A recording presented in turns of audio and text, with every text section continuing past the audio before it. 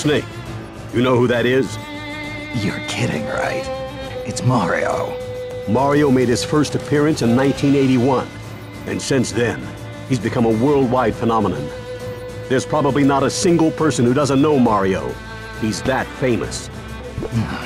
Good thing I survived long enough to meet him on the field of battle, huh? This is a once-in-a-lifetime chance, Snake. Now get out there and show him what you're made of. No regrets. Got it.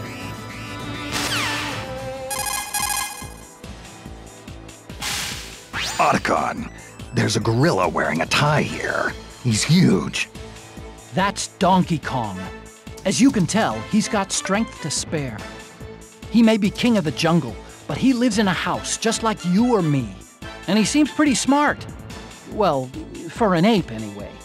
The Donkey Kong who fought that epic battle with Mario was this guy's grandfather. That was a long time ago. What about this Donkey Kong? Does he get along with Mario? Nope, they're still at it. Seems like they're always competing in something. Kart racing, sports, you name it. A chip off the old block.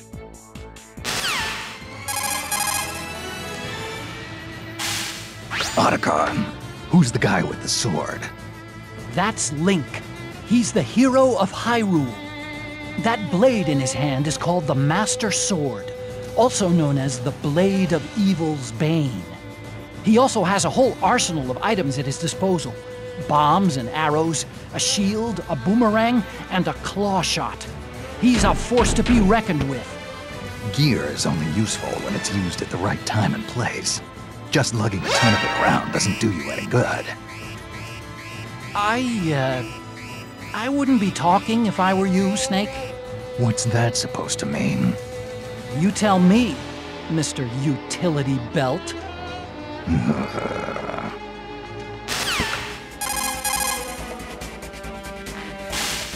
Hey, Otacon. I got a woman here in a power suit. Huh? How did you know she was a woman? Yeah. That'd be Samus Aran, the most renowned bounty hunter in the galaxy. Her arm cannon packs quite a wallop. If you get hit with a charged shot from that thing, you can kiss your butt goodbye. Sounds like my kind of woman. Yeah, well, just don't get too close, Snake. Samus is deadly. After space pirates killed her parents, she was raised by the Chozo and trained in the fighting arts. She's been places and seen things that people like you and me can't even begin to imagine. But underneath that cold, metal exterior beats the heart of a woman.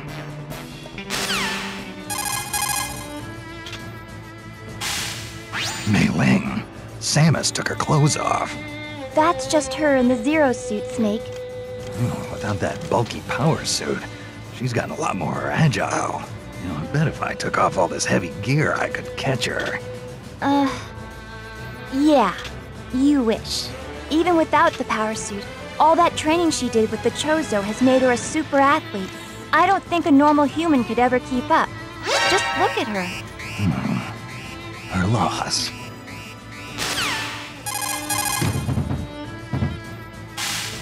Snake, watch out! For what? That pink marshmallow?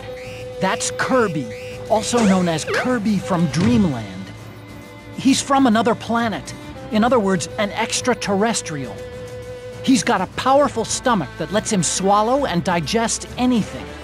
And he also has a copy ability that allows him to mimic opponents, steal their moves, and use those moves against them.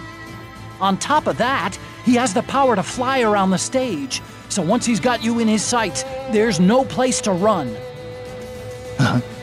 Yeah, got it. I'll keep an eye out.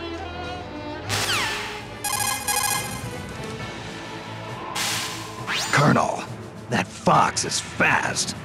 You're fighting Fox, eh, Snake? His full name is Fox McCloud. He's the leader of the Commando for Hire unit, Star Fox. They're mostly active in a galaxy known as the Lilat system. Fox and his comrades pilot all-terrain fighter crafts called R-Wings. His skills in combat can turn the tide of any battle. You seem to have a thing with foxes, don't you, Snake? Don't remind me. First Foxhound and now this guy. I'm sick of foxes. You and foxes have a long history together. You ought to be proud.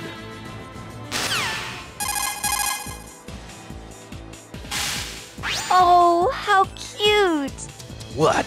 The yellow thing? That's Pikachu. It's a Pokémon. They're popular all over the world, you know. It may look cute, but be careful. It can store up large amounts of electricity in those adorable little cheeks. It'll try to pepper you with electric shocks. Couldn't be much worse than Ocelot's old torture device. Oh, and Snake? What? I was wondering, could you maybe try and catch Pikachu for me? Please? Give me a break. What do I look like, a Pokemon trainer? Fine. Sorry I asked.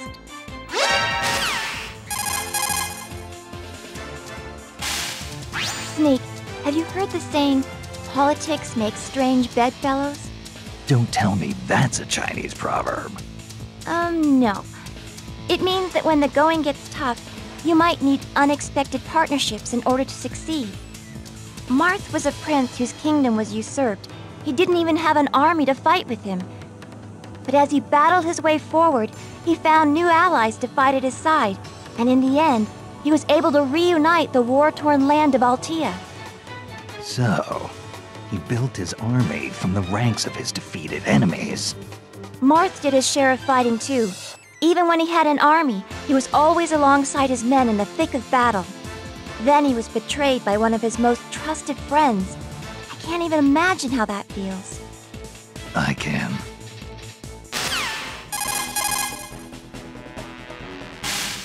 Otacon! There's a guy walking around in here, and he's only got 2 dimensions.